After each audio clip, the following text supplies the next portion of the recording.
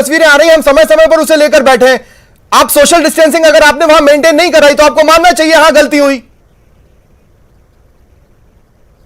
अरे तो वहां पे ज्यादा आए क्या लोग? कोई ने कहा क्या कि मैं वहां पे गया था रैली में, मैं कोई कांग्रेस की रैली में गया या तृणमूल की रैली में गया और वह मेरे को कोरोना हो गया? ये कोई बात आई है क्या? क्यों आपके कार्यकर्ता है जो आपके लिए प्रचार के लिए घूम रहे थे और कोरोना पॉजिटिव हुए, वो भी आके ये नहीं कहेंगे कि हम बीजेपी के लिए प्रचार कर रहे थे और हम कोरोना पॉजिटिव हो गए? सर कुछ तो सोचिए, कुछ तो सेंसिटिविटी, कुछ तो लॉजिक दीजिए जी। अरे भाई आपके लोग जो चुनाव प्रचार में थे वो भी कोरोना पॉजिटिव हुए ना सर? नहीं, मैंने क्या कहा, मैं ये कहना चाहता हूं कि अगर इन जनरल इस नजीर को चस्पा नहीं कर सकते हैं, एक बात ऑनरेबल हाई कोर्ट ने जो कहा है वो कानून की जद में कहा है और उसका भारतीय जनता पार्टी सम्मान करती है। अगर चुनाव आयोग को ये लगता है कि ये नहीं होना चाहिए या होना चाहिए तो वो अपना जवाब देगा वहां पे। देखते हैं वो भी क्या जवाब देते हैं। जनता पार्टी ठीक है। अवधेश जी क्या बोल रहे हैं आप बोलिए, उसके बाद मैं कांग्रेस को भी शामिल करता हूं। अवधेश जी, मेरा एक मनीष जी से छोटा सा सवाल है। वो ये कह रहे हैं कि इन जो रैलियों में शामिल हुए थे उनमें से किसी ने आके कहा कि रैली में शामिल होने से मुझे कोरोना हो गया। तो मैं उनसे पूछना चाहता हूं कि जो लोग मार्केट में जाते हैं, अपने काम धंधे में जाते हैं, उन्होंने किसी ने आके कहा कि मेरे को बाजार में जाने की वजह से या मेरे काम पर जाने की वजह से मुझे कोरोना हो गया, तो फिर आपने क्यों बंद करवा दिया सारा यहाँ पे? वो exactly, दो लॉजिक एक जैसे नहीं चल सकते ना। मैं यही चीज है। मैं अगला सवाल जब उनसे लूंगा तो मैं उनसे पूछूंगा कि जब आपने कहा था कि कोरोना के साथ रहना सीखना है तो कैसे, ये किस तरह सिखाया? रैलियां करके, रोड शो निकाल के? फिर तो हम भी करते हैं, हम क्यों रुके फिर? लेकिन हमें देश की चिंता है, हमें लोगों की चिंता है, हम रुकेंगे। स्वर्णिम जी मुझे एक बात बताइए, जब सुप्रीम कोर्ट के पास आप गए थे, हम चुनाव नहीं करा सकते और सुप्रीम कोर्ट ने कहा कि आप हायर बेंच पर अपील कर सकते हैं, आप दोबारा क्यों नहीं गए?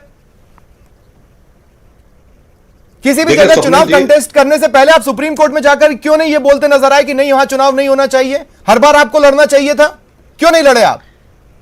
देखिए स्वप्निल जी, हमने हमारी बात रख दी थी और चुनाव आयोग के समक्ष भी हमने अपनी बात रखी थी, लेकिन आप ये देखेंगे कि जनवरी समाप्त होते होते जब चुनावों की आहट हुई बंगाल में और 5 स्टेट्स में, तो प्रधानमंत्री जी ने यह कहना प्रारंभ कर दिया था कि अब हमारे यहाँ से कोरोना जा चुका है।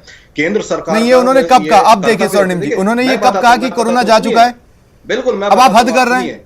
कहां कहा, किस दिन कहा, बताइए। सुनिए, बिल्कुल बताता हूं मैं आपको। मैं 2 तारीख बताता हूं जब भारतीय जनता पार्टी की मीटिंग थी और उसके अलावा प्रधानमंत्री नरेंद्र मोदी जी ने 29 जनवरी को यह कहा था कि अब हमारे देश से कोरोना विदा हो रहा है और अब हम 135 देशों की कोरोना से लड़ने में मदद कर रहे हैं। पहली विदा हो रहा है और चला गया में जमीन आसमान का होता है अंतर। स्वर्णिम जी सुनिए, 7 मार्च को केंद्रीय मंत्री हर्षवर्धन सिंह जी ने कहा, और हर्षवर्धन जी ने कहा जो चिकित्सा मंत्री हैं, कि अब हमारे यहाँ पे कोरोना नहीं है। ये है, जब पेंडेमिक होती है, राष्ट्रव्यापी महामारी होती है, तो प्रदेशों को चेताना, लोगों को चेतावनी देना, ये जिम्मेदारी केंद्र की होती है। लेकिन केंद्र ने क्या किया? चुनाव लड़ा जबरदस्त। और सबसे बड़ी आपने नहीं लड़ा, चुनाव आयोग आपने नहीं लड़ा, क्या किया गया? काफी देर तक हाथ पैर मारने के बाद राहुल गांधी ने कहा अब मैं रैलियां नहीं करूंगा। दूसरी जगह तो कर रहे थे। देखा कि केस बढ़ रहे हैं लगातार, हम लोगों ने राजस्थान में भी बड़ी रैली नहीं की और राहुल गांधी जी ने अपनी सारी रैलियां पोस्टपोन की। ये किसने बड़ी रैली नहीं की? आपको क्या लगता है? जिस तरह आयोग आंखें मूंदे रहा, मीडिया भी आंखें मूंदी नहीं, आपने बड़ी रैलियां नहीं की। आपके 4 दिग्गजों को लेकर जो महारैली आप लोगों ने की वो क्या थी?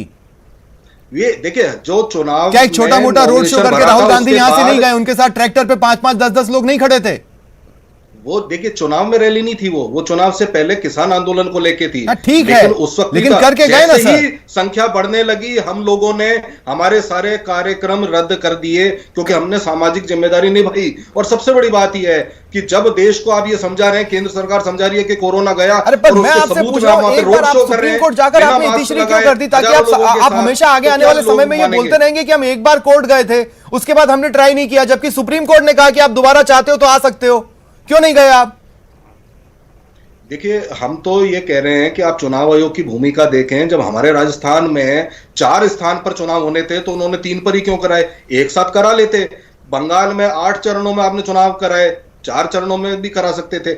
लेकिन ये सारी चीजें जो हैं आज कहना इसलिए गलत है क्योंकि अब ये अंडर जुडिशियल स्क्रूटनी है और न्यायालय द्वारा इस पर निर्णय लिया जाएगा। लेकिन बहुत सारे ऐसे फैक्टर्स हैं। अगर जिम्मेदारी निभानी थी, शॉर्ट साइटेड होने की बजाय विजन होता केंद्र सरकार का, तो आज ये हालात देखने को नहीं मिलते। जिस तरीके से हमने हमारे संसाधनों को देश के बाहर भेज दिया, ऐसा है हमने अनदेखी की, और ऐसा है जो और देशों से सबक नहीं लिया, देखिए ऐसा है स्वर्णिम जी, परिणाम हम भुगत रहे हैं। जब आप लोगों ने, आप जब अपनी पीठ थपथपाते हो ना कि हमने केंद्र से पहले लॉकडाउन लगाया था, तब आपके पास इस सवाल का जवाब नहीं होता क्या तब आपने मजदूरों को उनके घर के लिए रवाना कर दिया था? नहीं। क्या सबको उनके घरों तक पहुंचा दिया था? नहीं। लेकिन जैसे ही बीजेपी ने लॉकडाउन लगाया था पिछले साल, आपको तुरंत मजदूर याद आए थे, ठीक है?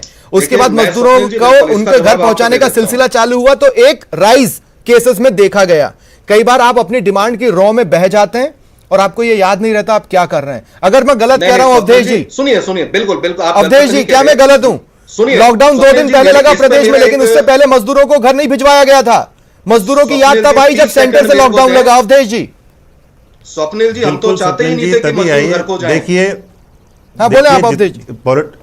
पॉलिटिकल क्लास के जितने भी लोग हैं वो सिर्फ जो गलतियों का ठीकरा है दूसरों के सिर फोड़ना जानते हैं, खुद की गलती कोई भी स्वीकार नहीं करता है।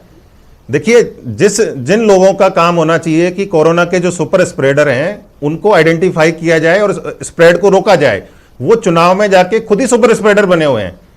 जो लोग स्लोगन देते हैं 2 गज दूरी, मास्क है जरूरी, वो चुनाव में जाके कहते हैं भीड़ है पूरी, जीत है जरूरी। तो ये नहीं चल सकता है ना, इस तरह की बातें। आप दोहरे मापदंड अपनाओगे, आप जो कहोगे उसको करोगे नहीं, तो जो जनता है उसके बीच में क्या मैसेज जाएगा? वो जो गाइडलाइंस आप बनाओगे उनको कैसे फॉलो करेंगे? और फॉलो करेंगे तो आपको कहेंगे कि देखिए, जीवन बचाने से जरूरी जीविका बचाना भी है। तो उनकी जीविका आप खतरे में डाल रहे हैं सारा करके। जीवन तो खतरे में है ही, तो उनकी जो जीविका है वो खतरे में है। लेकिन जो पॉलिटिकल क्लास है उनकी जो जीविका है चुनाव, वो धड़ल्ले से चल रही है। एक बड़ा मैसेज इस जंग में लोगों को देने से चूक हुई है पॉलिटिकल पार्टीज से। ठीक है, चुनाव आयोग अगर चुनाव कराने के लिए एडमेंट था तो पॉलिटिकल क्लास एक बड़ा मैसेज दे सकती थी। क्या वो बड़ा मैसेज देने से चूक गई राजनीतिक दल?